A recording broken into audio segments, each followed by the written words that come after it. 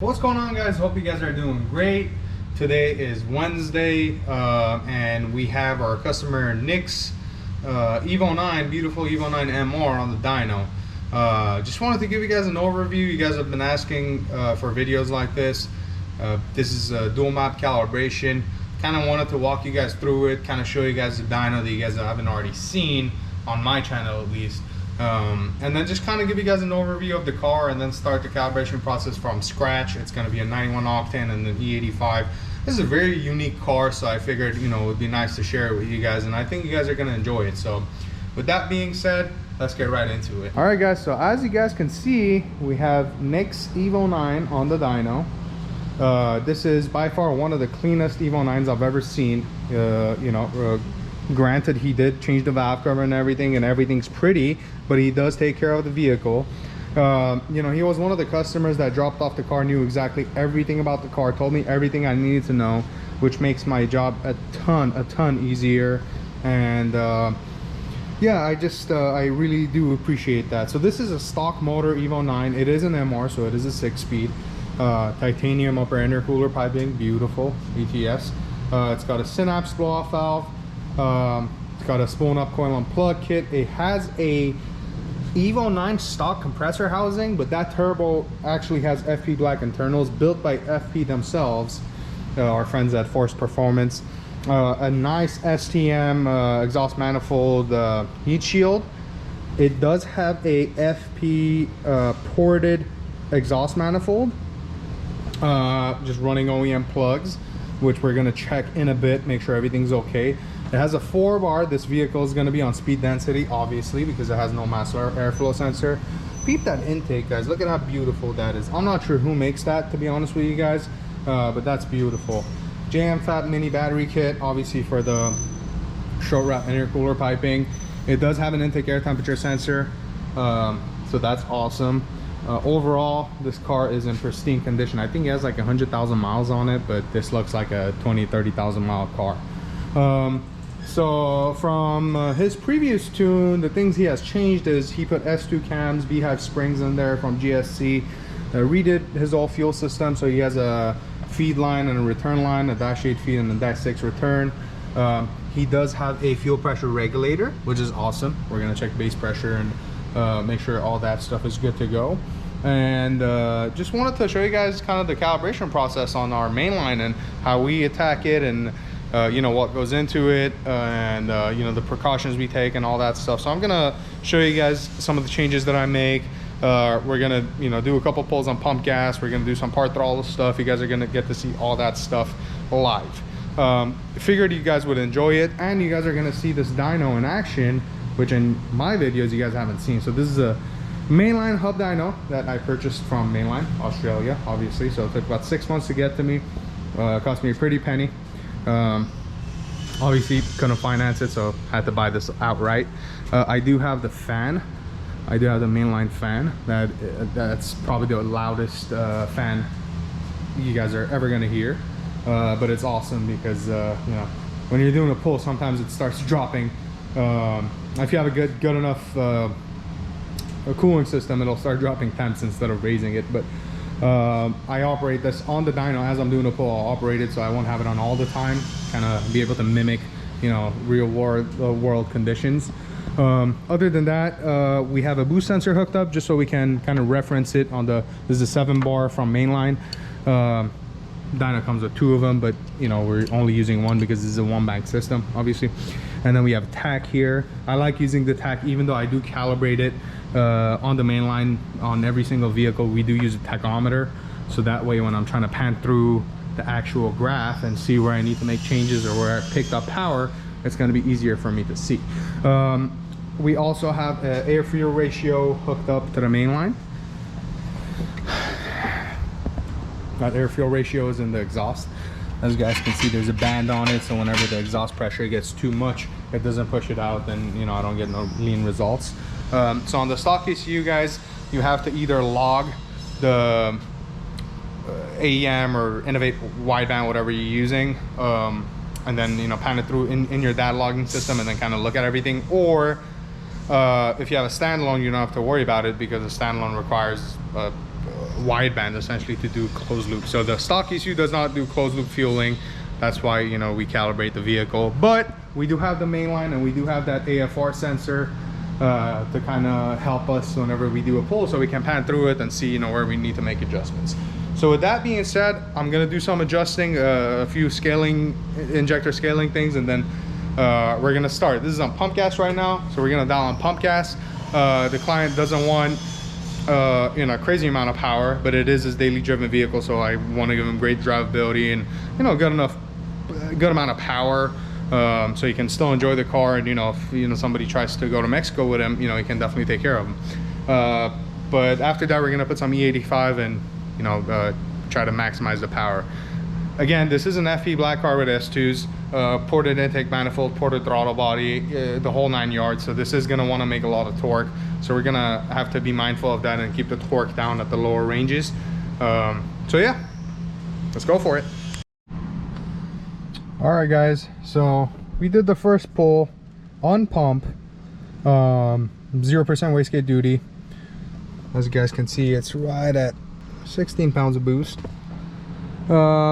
which is pretty close to what the mainline says. If you guys, I don't know if you guys can see that, but that's about 15.7-ish. And we made 260 horsepower and 211 foot-pounds of torque. Now, obviously, this is very, very, very low timing, actually. If we just look at the timing advance, it's 3 degrees by peak torque, and then it climbs up to about 5 degrees. So I made some fueling adjustments because if you guys see over there, it's actually running very rich. The dyno reads about half a point leaner. So if over here it says 10.15, it's really like 9.5 AFR. So I made some adjustments past 5,000 RPM to kind of keep this in line. And let's see what the next pull does just by adjusting the air fuel ratio. All right, guys, we get out of the car for this one really quick. So second pull, same boost, no difference. As you guys can see, still the same boost, actually a pound less. We made 30 horsepower more just by leaning it out half a point of AFR. It's still pretty rich. I like to see this line at 11, so right at about 10.5, 10.6 on pump gas on the Evo 8s and 9s. The 10s like a little bit leaner, but so I'm gonna lean this out a little bit more past 5,000 RPM just to kind of get this in line with that 11 AFR line that I like to see. And I know it's gonna pick up some power. Again, this car has S2, so we are revving it to right now we're just revving it to like 7,800. We will be revving it to like 82. I don't like to rev it any further than that because stock rod bolts aren't really going to be happy. In fact, we might just leave it at 8,000, but I'm gonna lean it out a little bit more before I throw any more boost at it or any more timing at it. Just by AFR, we're gonna see how much more we can pick up. All right, guys, so as mentioned, wanted to keep this at the 11 AFR mark, and we picked up, hold on, instead of me guessing, 1 second, grab the keyboard real quick, picked up another 25 horsepower from the last pull at the same boost level, literally at the same boost level, just by leaning out the AFR just a slight bit. Now it's still not knocking, it's still at, you know, 15 pounds of boost, so baby boost, but just to give you guys an idea of how big of a factor AFR plays a role in pump gas tuning. At least, you know, E85, you have a wide range that it's going to make the same power. In fact, pump gas, even if I lean it out to 11.5, it'll probably pick up like 5 horsepower, 8 horsepower, not much, but definitely not 25 horsepower. So just wanted to show you guys this. This is the nice thing about the mainline. I can get repeated results every single pull that I do, and as long as the ECU doesn't pull timing, doesn't do anything stupid, I'm gonna get, you know, results within 1 or 2 horsepower, you know, 2-3 foot-pounds of torque. So we started at you know, 9.5 AFR by redline, and I made 240 horse, leaned it out to about 10 AFR, made about 275 horse, and then about 10.5, 10.6, which shows 11.7 here, I'm sorry, 11.1 here. Again, about half a point of AFR leaner at the exhaust, because it has to travel all the way through, so it reads a little bit leaner. Picked up another 25 horsepower, so not as drastic from 9.5 to 10 as you know, 10 to 10.5, but this is kind of where I like to keep it. Now what we're gonna do is we're gonna play with boost a little bit and see what that's gonna net us. The timing is right where I want it to be right now. At this boost level, it hits about 9 degrees of timing by red line. This is California pump gas, guys, so you know, not something to play with, but you know, we can experiment with that, but I'll say that for a later video. We're probably gonna end up at 6-7 degrees by red line on this. It's a stock motor, but it is gonna make more boost than this, obviously, so we'll probably end up at like 23-24 pounds on pump, but yeah, let's see what it does. All right, guys, kind of got sidetracked. As far as air, fuel, and everything else goes, everything's the same as the last revision that I showed you guys when I was just messing with air, fuel. I've just been throwing more boost at it. The customer told me this car has 24 pounds of spring in it, so I figured it has a Turbo Smart wastegate. Just so happens that he made a mistake. It's actually 18 psi FP wastegate, which makes sense as to why I'm trying to compensate for it and why the boost is actually dropping. So at 65% duty cycle, it's hitting about 23, 22 pounds and then tapering down to like 20. It did make 110 more horsepower than our original pull, and that's because we're still at the 11 AFR target, which is like 10.5 AFR on the actual engine, if you think about it. But what we're gonna do now is we're actually gonna swap his wastegate. So what I have to do is I have to put a fan over there, and then we're gonna put a Turbo Smart 22 psi wastegate on there, preloaded a little bit, so it hits about 23 pounds of boost, and we're probably gonna leave it around 23-24 pounds on pump gas and then move on to E85. This is gonna limit us on E85, especially with his power goals. He wants to make about 600 on this dyno, which is doable with that turbo and this combination, however not with that wastegate. So that's what we're gonna do next, so see you guys in a little bit.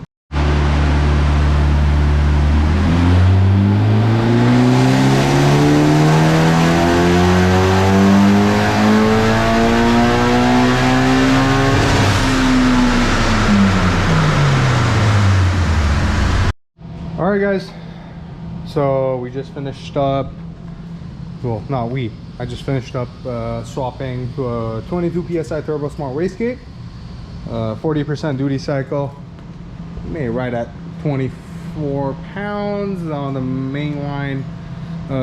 7 bar, it shows about 22.8, but a lot better than before. Before, in order to get to that boost target, I was using about 70% duty cycle. So car produced, hold on one second, 396 horsepower. Peak torque on that hit was 315. Actually no,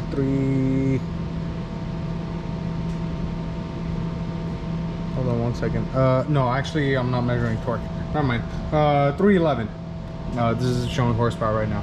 So definitely moving towards the right direction. There was 0 knock, so that's awesome. So just gonna throw a little bit more boost at it because we didn't see any detonation on the actual log. So as you guys can see, knock sum is 0 throughout the whole pull actually. So I'm just gonna throw a couple more pounds of it, of boost at it, maybe another pound or two, and then we're gonna call it. So probably 410, 420 we'll call it, and then we're gonna move on to E85.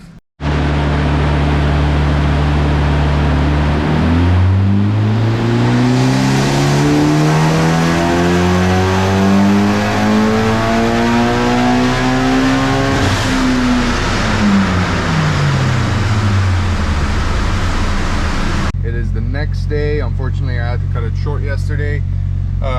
We do have E85 in the car, E76 to be precise. So the final pull made 400 horsepower,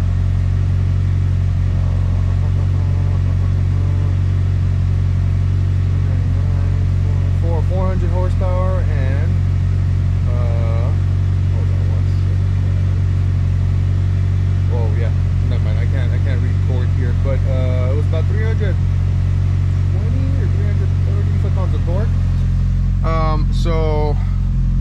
obviously, you know, conservative pump gas. So it's on E now, so it's got my base map on there, same boost target. So we'll see, we're just with the additional timing and just essentially running E85 at its happy AF4, what we'll pick up just from timing. All right guys, so it's on the 85. We're not done yet. Let me just make this a lot easier to see for you guys.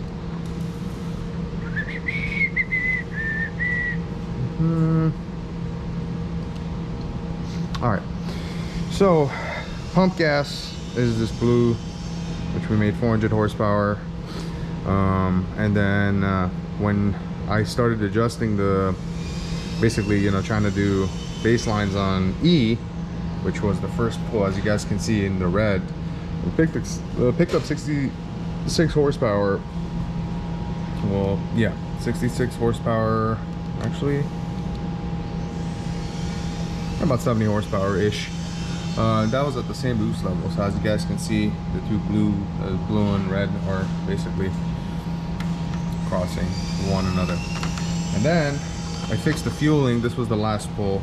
Added boost and fixed the fueling. So right now it's at around 11.7, 11.6. So it's right around 11.3 realistically. Super safe AF4, and it's at 30 pounds of boost. So 30, 31. And you know, all over in that ballpark. This last pull made 527 and 380 foot-pounds of torque. Now this is a stock block car, guys, so with that, you know, in mind, we got to make sure to keep the torque tame. So you can do that with two, you know, in two ways basically. Number one, or the most obvious one, is boost. You know, too much boost, too basically low of an RPM, too much torque. We like to keep it around 410, 420, depending on, you know, this is kind of a bigger turbo, but it does hit peak boost at, where does it hit peak boost? At 4,000 RPM, so that's low for a stock motor car. So the other way you can control torque is with timing. So the more timing advance you have, the more cylinder pressure you're going to build, hence, you know, the more forces are going to push against the piston's going to push on the rod's going to transfer that power to the crankshaft spins, you make more torque. So when I did this last pull at peak torque, it was at -3 degrees of timing, meaning the timing's actually retarded. So we're still under that 400 foot-pound range, but that's kind of where I'm gonna, you know, like to keep the torque at least. On this next pull, we're probably gonna see it creep up to 33, 34 pounds up at the top end.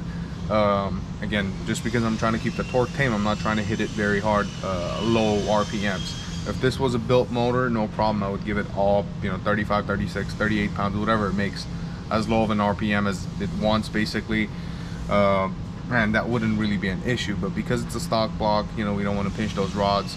We kind of have to be mindful of that. So the next pull, the only adjustment I've made is I've just added a little bit of boost up top, and I'll give it just a tiny bit more timing at peak torque.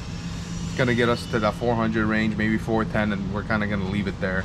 And then customer's goal is 550. He said he would be happy if, you know, he makes anything more than that. So we'll see what we can cater to. So I'll see you guys in a second. All right, guys. So this was the pull after I added 2 degrees at peak torque and give it a little bit more boost up top. So this is how we know we're going the right direction. Over here at this particular point, which happens to be 4,600 RPM, the green one is the last pull that we did.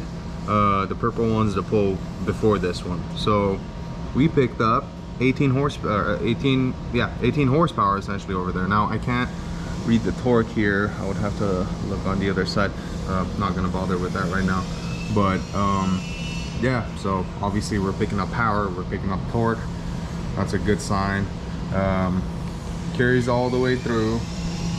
As you guys can see, the boost didn't go up here because I wasn't demanding more. I was just demanding it past 7,000 RPM, but we're still making more, you know, just because, you know, of those 2 additional degrees of time.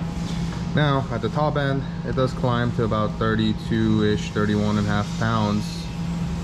and it holds a little bit better, about 2 psi better than the last quote, but it's still not where I want it to be. So we're just gonna crank it up. It's out of gate at this point, so on the next one, or whatever it makes, you know, as far as boost goes, that's all it's gonna make.